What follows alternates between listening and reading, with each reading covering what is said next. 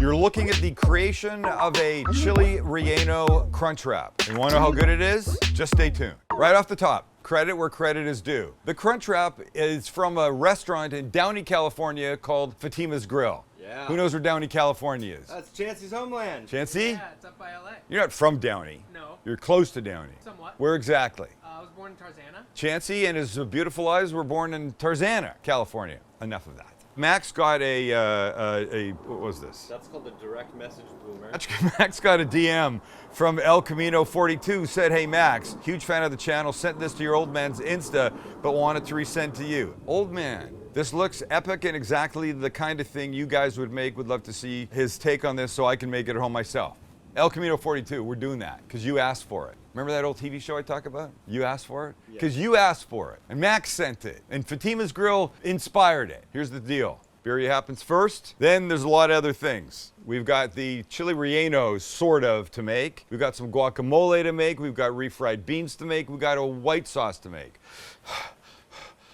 But we can handle this. Sit back, relax, get something to eat or drink or smoke. Whatever your thing is, do that now and hang out with us. This is going to be great. As El Camino 42 said, it looks epic. It's going to be epic. Get the camera off of me, man. Just come down here.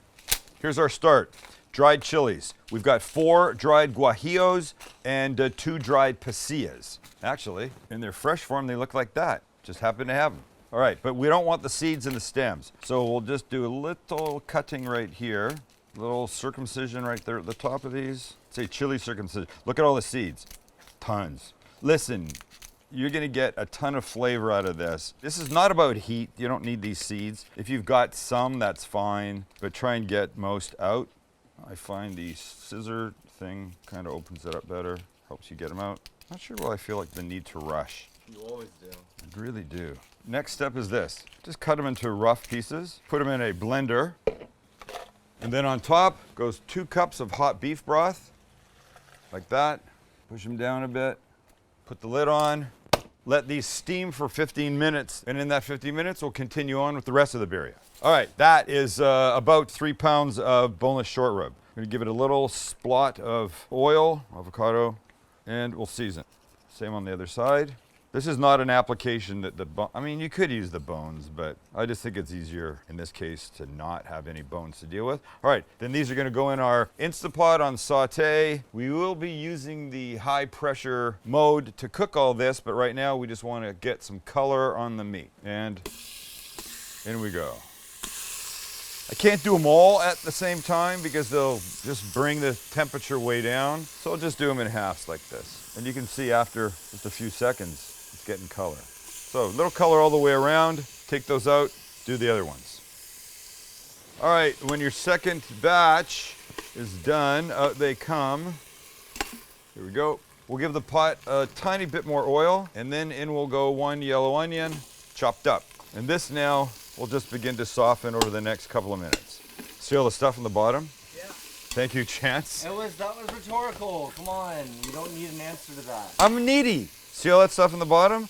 Yeah! I don't care about you anymore. We want that fond that's in there, start to the bottom. We're gonna release it with some apple cider vinegar in a minute. Just let the onions soften a wee bit more. Okay, another little splash of oil, whole bunch of garlic. I don't know, 6 cloves maybe. Let that start to smell amazing. And when it does, we come by with the apple cider vinegar that will help release everything. And we'll give it like 3 or 4 tablespoons. 1, 2, 3, 4. And as it starts to bubble in here, you can see now you scrape and this comes up. So let that heat away in here for a minute or two because you can see. So all it takes is some liquid. Okay, when you've got the stuff off the bottom, the fond, we can kill the heat on the cooker, put our beef back in. Now we can finish off that sauce. All right, remember our steaming chilies. Well, here they are. So to this, we're gonna add the following. Some oregano, some cumin, some coriander, nice pinch of salt and pepper, a can of fire roasted diced tomatoes. Don't spill on me. And a couple chipotle chilies in adobo sauce. In they go, lid goes on, and we blend. And this will make the sauce that the beef cooks in. It's rich, deeply flavored, and it's crazy delicious. And you want it smooth. And we're done. All right, let's bring our pot back. In goes our sauce. Wow, that's gonna do something amazing. The lid goes back on. You lock it. Come over here, you go pressure cook. You want on high pressure, it's there. We set the time, 50 minutes, and we wait for it, and it's on. And make sure that your little pressure relief valve is on sealing, not venting. Venting is not what we want. So here's what's gonna happen. It's gonna come to pressure. When it does, the lid locks. It'll cook for 50 minutes. At the end of that, we're gonna let the pressure release by itself. But in the meantime, we got lots of stuff to do, so let's get going. We'll start by getting our pasillas ready for the chile relleno part of this. So these are just obviously 2 big pasillas. I will hold for the plane. All right, so we'll begin with the pasilla part of this for the chile relleno part of this. So 2 big, beautiful pasillas, lightly oiled, on they go. We want them to blister and get black all the way around. You can see there's a tiny bit. It takes a bit. Just let that happen. But while that is happening, we'll make our tostadas. 2 yellow corn tortillas, oil's about 350, and in they go. And now over the next couple of minutes, about a minute or so aside, I'll try and keep these guys relatively flat. Now look, you can buy tostadas already made, and I went to the store to buy them, but they seemed like they were all smashed in the package. And then I remembered, hey, it's quick, easy, and fun to cook with 350-degree oil, so let's make our own. You used to be scared of cooking with 350-degree oil. Yes, I used to be scared of it. I'd tell everybody, why don't you? There you go. Give us just a little bit more. You can already feel them crisping up. So now let's give them a little turn. Beautiful. Another minute or so and off they'll come. Let's have a look at these guys. See, it's a slow process, man. You can do it with a torch. We'll let this happen. We're in no rush. We're waiting for the birria. In any case, these guys are there. Drip, drip. You can hear that. And they'll get a little crispier as they sit. So here's what I like to do. I like to let them just dry a bit. And then, while they're still warm, just a little kosher salt. Makes them way better. All right, back to the pasillas. So after about 5 minutes, that's what you got. And that's what you want. This is the right direction. This piece here, this blackness there, you want that all over the whole thing. So the other option that you have is you can hurry it up with a giant torch and just blister as you go. So what we'll do, we're gonna take them now, when they're blistered, put them in a bowl. Let me finish this one. So this guy will go in the bowl, squish them down, and we'll cover it up with some plastic wrap and let the kids steam for 10 or 15 minutes. Then we'll be able to peel the skin off real easily. Refried bean time, little oil in the pot, and then I like a little onion in there. So I normally would use yellow or white, but I didn't have that. And the red will work just fine. But I like to dice it up pretty tiny. Give that about a minute. Refried beans implies beans. And this is a 15-ounce can of drained pinto beans. I'm hanging on to the liquid because that will help thin this. I think you said brains. Oh yeah. Refried. Nope, leaving it in. Brains. I meant beans. So let these start to warm up a bit. It will soften them. Look, this is kind of the cheater method. I mean, wait, let's be honest. The full cheater method would be buying a can of refried beans fully done. I've started with pintos in a can and then finish them off this way, you'll see. The not cheater method at all would be buying dried pinto beans and soaking them overnight. You got that much time? I mean, I suppose we all have that time, but this works for me and they're delicious. So the rest is simple. We're gonna add some cumin, some garlic powder, salt and pepper, mix that in well. Then we start to mash a little bit. You mash, you get the consistency you like, and it's looking dry to you, so that's when we add the liquid from the can of the beans. All right, when you get it where you like it, and I like mine not too smooth, we add the bean liquid. Don't add it all, in case you don't want it all. This is all you. Fabulous. Let's mash some more. And thank you to who sent me this mashing thing. All right, I like this. I'm gonna add a little bit more of the liquid, but consistency-wise, the chunkiness, I'm all about it. I think refrieds are a very personal thing. Get them where you want them, pull them off. We'll reheat these when we need them.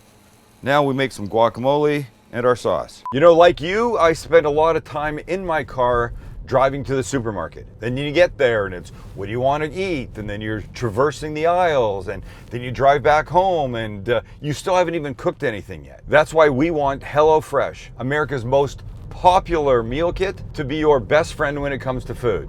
Aside from me, of course. Because with them, you'll save the time, you'll save stress, and you'll definitely save money. Because according to a Zagat, or is it Zagat dining survey, HelloFresh was up to 72% cheaper than dining in a restaurant. HelloFresh is up to 72% cheaper than dining in a restaurant. And of course the food is delicious. I mean, just scope out the website to have a look at what you can get. Their step-by-step recipes are super easy to follow, and the pre-portioned ingredients absolutely help cut the prep time. And since spring is about growth, and I say don't eat the same thing all the time, do your taste buds a flavor and bust out something new. And if you're trying to eat vegetarian or pescatarian or just wholesome and fit, they can help you do that easily without sacrificing flavor. So go to HelloFresh.com and use code STCG16 for up to 16 free meals and 3 free gifts. That's HelloFresh.com and use code STCG16 for up to 16 free meals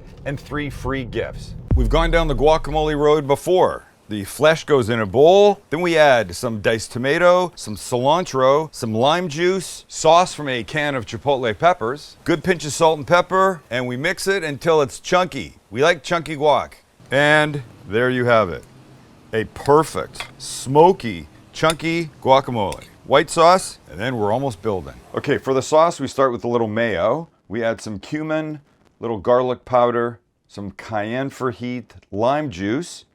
Nice. Give it a little mix and then thin it with some milk. All right, remember these guys? Of course you do. Pasillas that we blackened up. That's them. But what we don't want is the outside skin, so we'll just do this.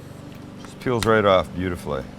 This is a little block of Monterey Jack cheese, and it needs to go inside of this. So what we're gonna do, so we'll make a little slit here. We don't want all this seed ball that's up inside of this thing. You try and cut gently, trying not to go through to the other side. And what you're trying to get to are all these seeds in here, this thing. So open it up gently, gently. Get your fingers in there. Some seeds are okay. Now we're gonna cut some of this cheese to put inside. So these pieces are just now gonna live in here, all nice. All right, this is gonna go on the flat top. Not yet, but when we're ready. But now the birria is ready. We're gonna check that out. Then the whole thing starts to come together, I hope. The time has passed, steam is released, and that's what you've got. And if you look at it, see how that falls apart?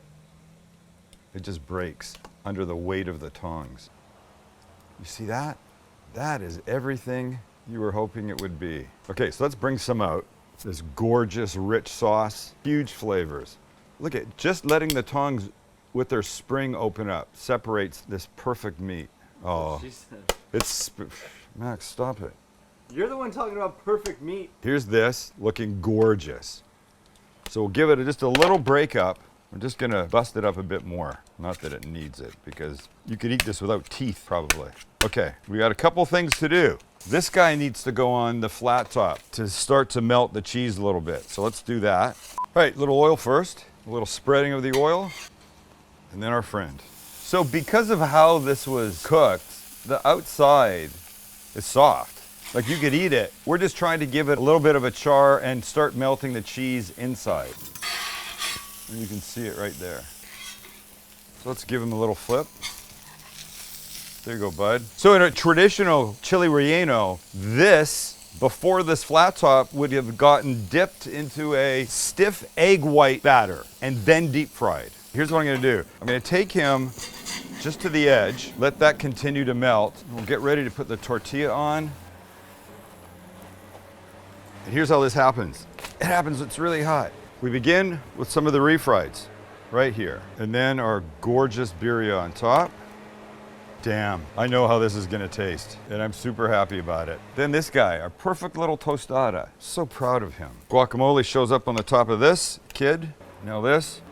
Here is our sort of relleno. Cut this top off, and just like they did, we do a couple of cuts, and this will go up on top here.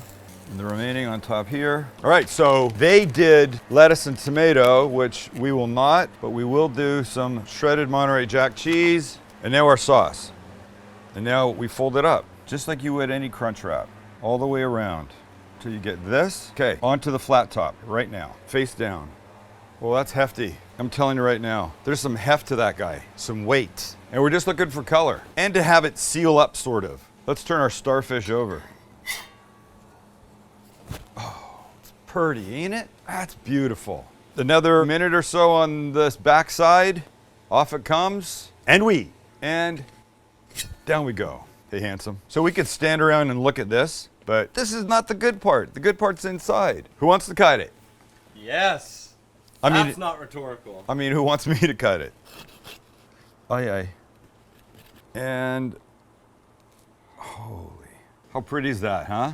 I got the whole Crunchwrap in my hands. I got the whole Birria Chile Relleno Crunchwrap in my hands. All right, enough. I do think we should have a bite, though. I mean, there's one part of me that says it's nice holding it, but you're just in love with the way it looks. It's everything you wanted it to be, right? Perfect. All right, let's take a bite. Huh? Huh?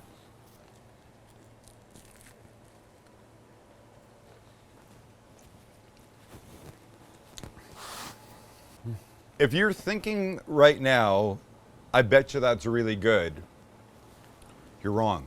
It's fucking insane. And this little, I don't know what they put on theirs, but this should be a takeaway for you because it really is adding in the most joyous way ever. El Camino 42, 2 thumbs up for the suggestion. Max, good call listening to El Camino. But Fatimas Grill in Downey, California, that is solid. I hope you sell a jillion of them.